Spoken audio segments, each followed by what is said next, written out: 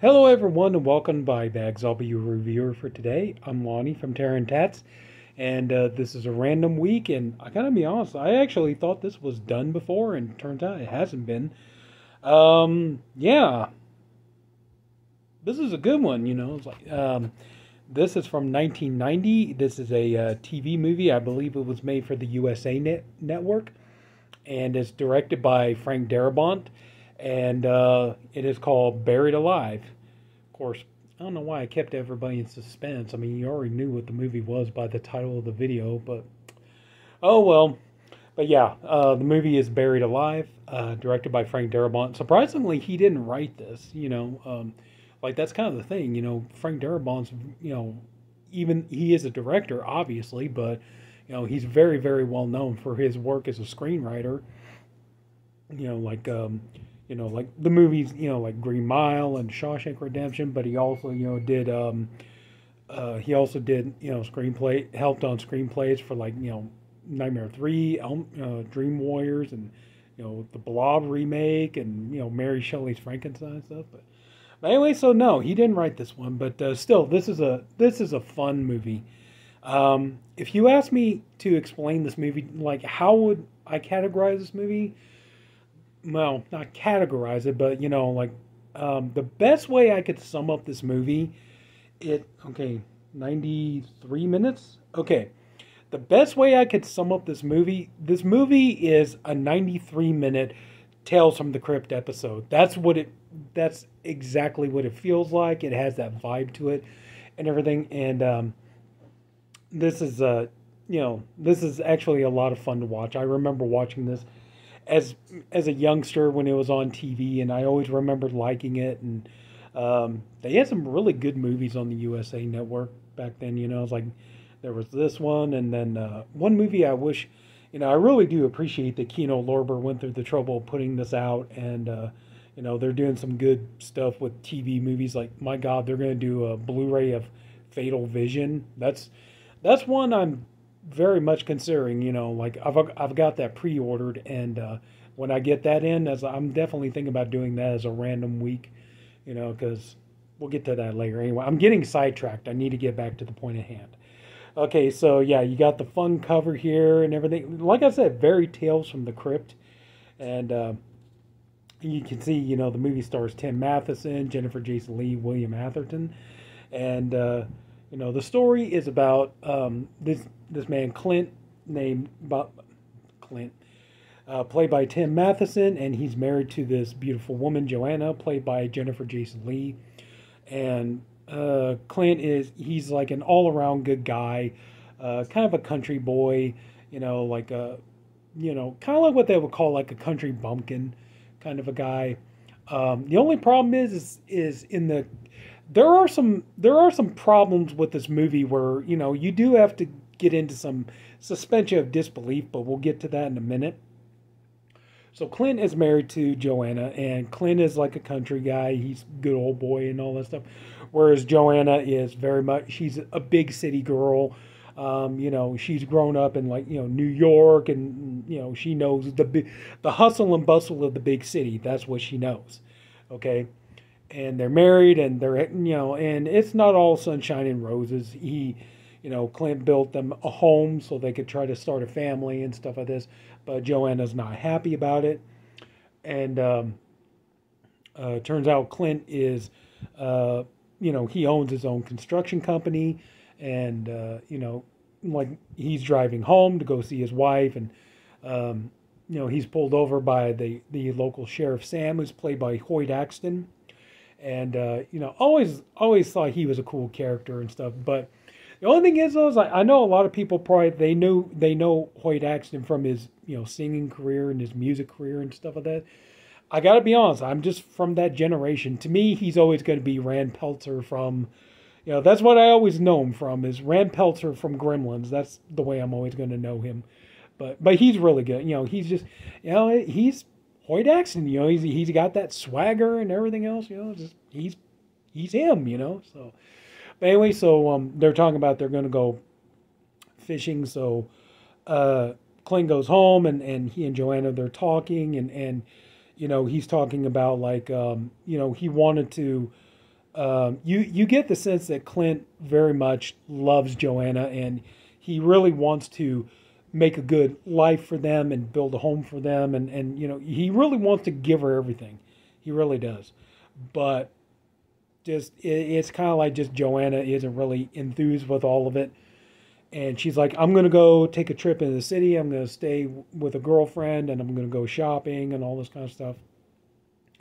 So she goes, and he and Clint and Sam go fishing, where they're kind of talking. And you get the sense that Sam knows that kind of like, yeah, even though Clint's trying to kind of like, low-key play everything, that everything's okay, there's no real problems and stuff like this.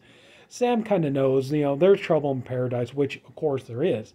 Because we find out that Joanna is actually having an affair with Cortland, played by William Atherton's character. And the two of them start plotting about what they want to do is they want to kill Clint so they can get his insurance money.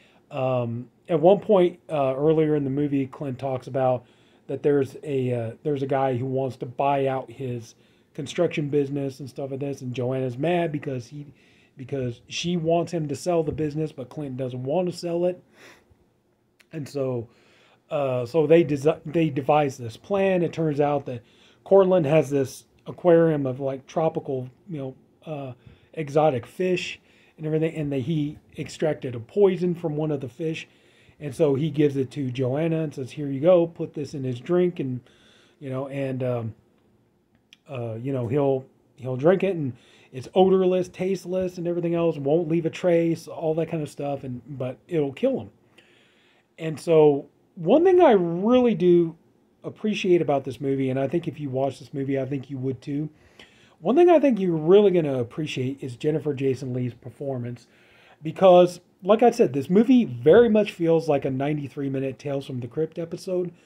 Jennifer Jason Leigh, like, she could have been so...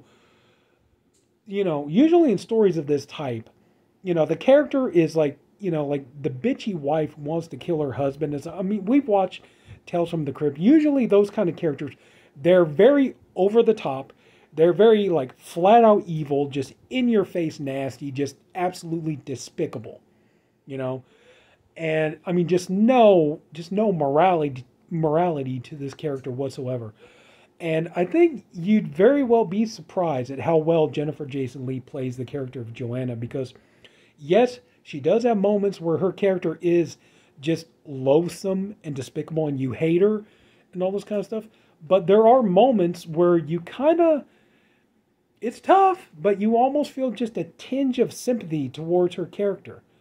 And you see that she does have a bit of a morality to her.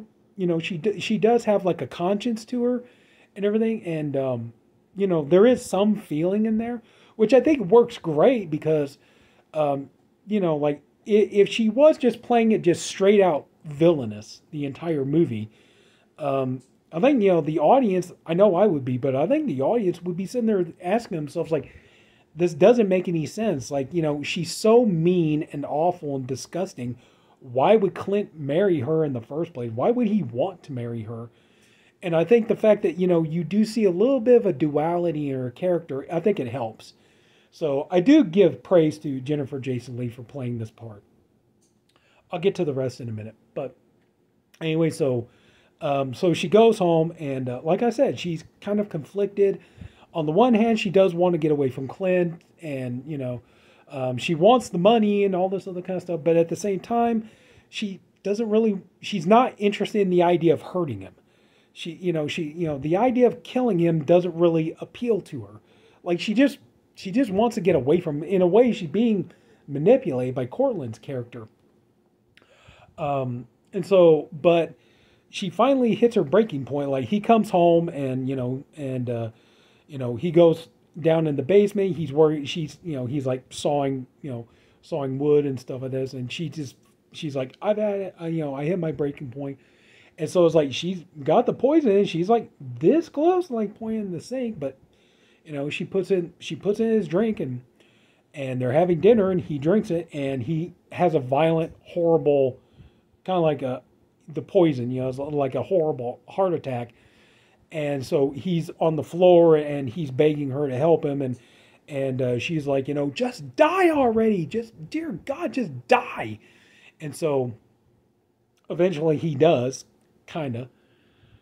So he's dead. And so she calls Cortland, and they call Sam and everything else. And they start investigating. And of course, Sam, right off the bat, is like, this don't make a lick of sense. It's like, Clint is, he's a healthy guy in his prime and all this kind of stuff and all this.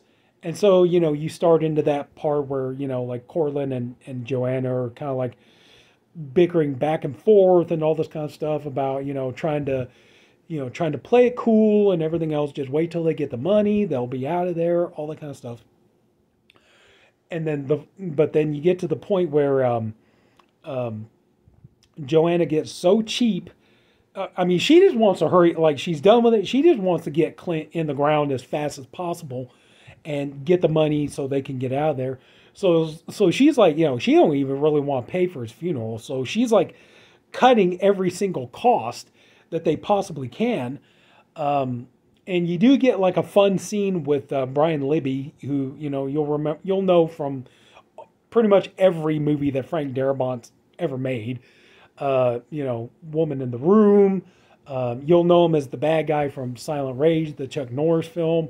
But like, he's been in Shawshank, he's been in Green Mile, he's been in The Mist. Just pretty much just about everything Frank Darabont's ever done, Brian Libby's been in. You'll know him when you see him.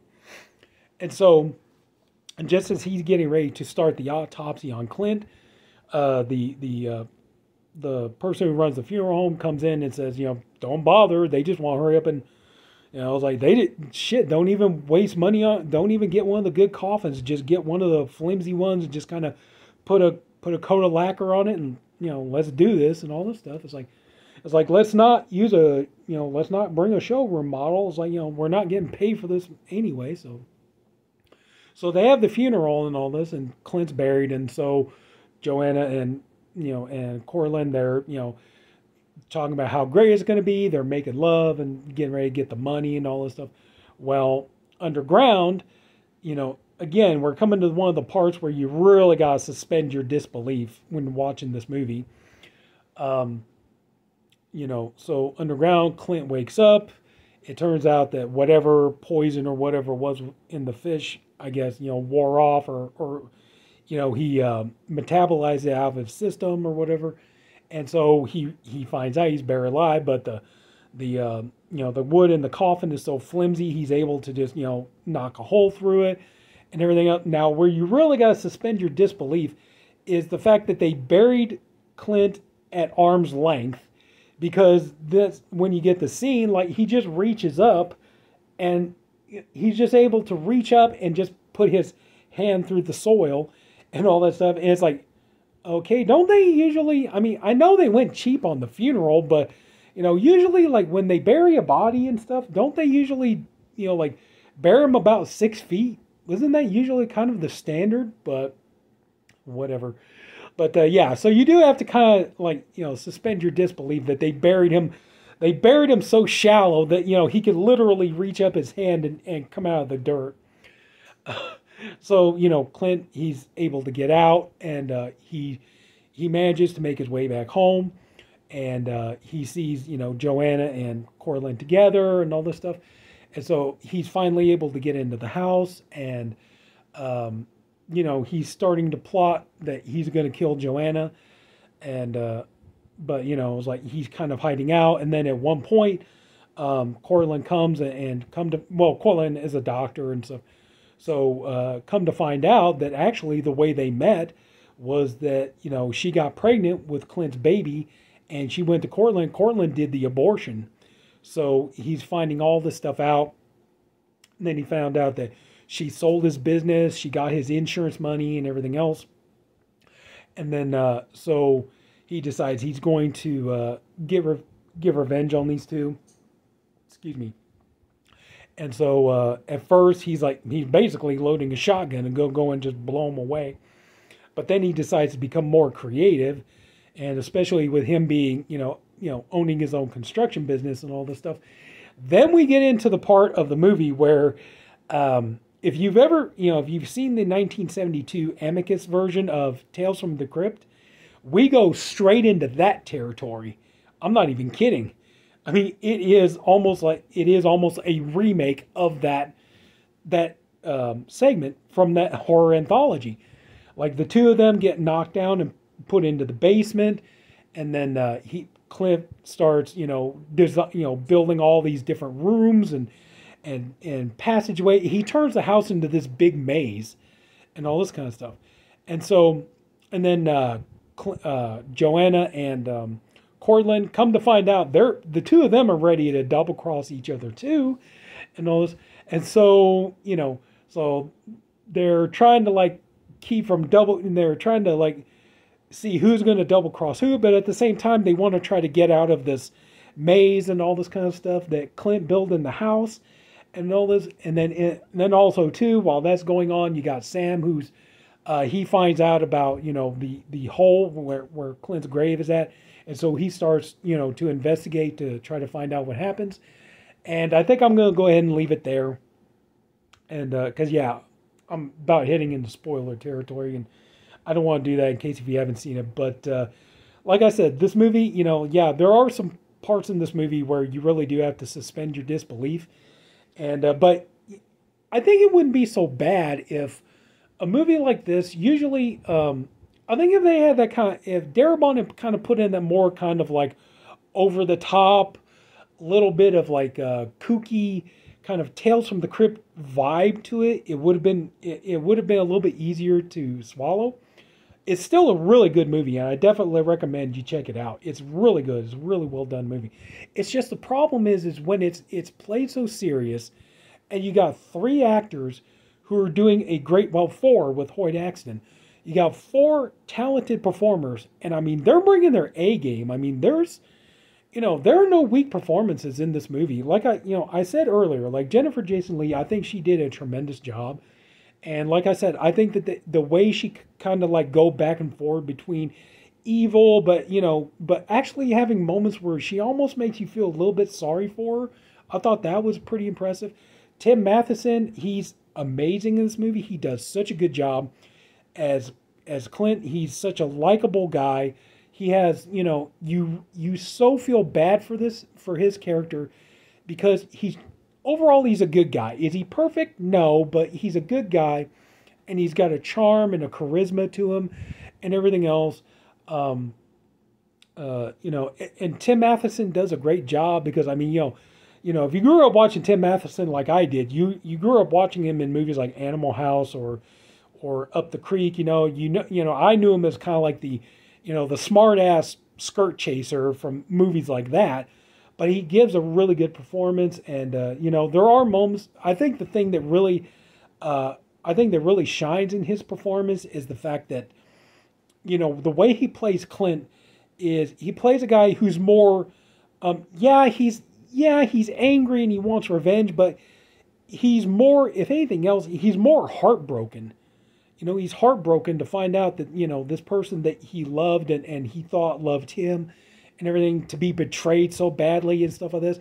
And, there are moments in the movie, you see it in his face, and just the way he expressed himself and everything else, just the way he did, it's like he's more destroyed than he is like vicious or angry or anything. Like he has moments of anger, but, you see, it's just, the man's hurting. And the way Tim Matheson played it, he did such a great job with it. William Atherton, he's fun to watch, but here's the problem. I feel bad in a way for William Atherton, because the problem with this guy is ever since Ghostbusters, he got typecast as the douchebag you always want to see get his comeuppance. Like that was the thing. Like everybody remembers him as Dickless from Ghostbusters. And he kind of got typecast in those roles later on. And I mean, of course, like Die Hard and, stuff. And he's in this too. And so he's kind of playing that character again. But in a way, it's kind of fun to watch him do it, But yeah, all the performances are great. The story's a lot of fun to watch. But like I said, there are some inconsistencies in the story that, like I said, there are some moments you're kind of like, okay, yeah, I gotta kind of call bullshit on that. Like that doesn't make much sense. But overall, it's like, I'm sorry, I know this is going long, but it's just, man, this is a really good movie, and you know, it's a fun early effort from Frank Darabont, and you know, this was 1990, and I think what was it? Shawshank, I think, was what, like 4 years later, I think. So yeah, so this is even before Shawshank, but you know, it's a fun movie to watch. Now, being it's a TV movie from, you know, the 90s, don't go into this expecting a gore fest, because you're not going to get it. But a very fun, like I said, very fun Tales from the Crypt kind of movie. And like I said, I think if he had just kind of put in a little bit more of that kind of over the top kind of comic bookish vibe, you know, that the Tales from the Crypt series had, I think if we maybe had done that. But still, not a weak performance in it. The story is fun. It's, you know, some good moments of suspense. You know, really interesting characters. And yeah, so I actually recommend it. This movie is a ton of fun, and I'm very, very happy that Kino finally put this out on Blu-ray, so it's nice to have it to watch. So it was fun to revisit it. So that's it. So if anybody took the time to watch all of this, I thank you for doing it. I appreciate you for doing it. I honestly hope you enjoyed the video. If you did, could you please leave it a like? And if you haven't already, go ahead and subscribe to the BodyBags channel.